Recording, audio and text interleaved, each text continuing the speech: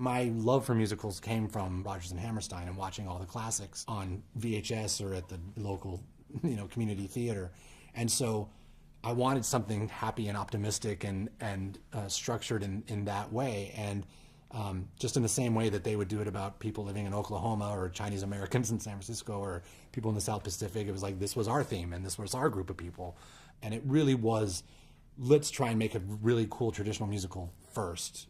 And then the Mormon thing was this sort of, oh, here's the one, let's do it about this. When Trey and I and Bobby started talking about Mormons, that aesthetic and that kind of the choice that the church makes to make that kind of their public image seems to just fit with musical theater. There's something about their attitude that just makes it look like they're about to burst into song. When you're doing the sort of happy-go-lucky Mormon, optimistic Mormon, it just plays right into the whole Rodgers and Hammerstein thing, because there's sort of Rodgers and Hammerstein, Disney, Mormon thing that all really go together.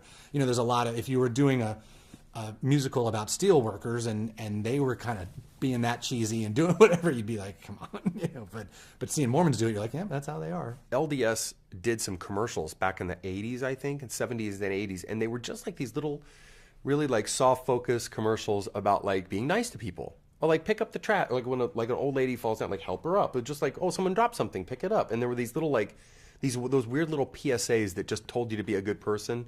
And at the end, it would say, brought to you by the Church of Latter-day Saints. They played these on national television. And that's simultaneously totally goofy, totally cheesy, and also kind of weirdly noble that they did these commercials that were just like, hey, out there, like be nice to people. And so while I don't want to paint with a broad brush and say, oh, Mormons are all super nice and, super cheesy and have this kind of optimistic attitude, but their church has really put forward, their organization has really put forward that image.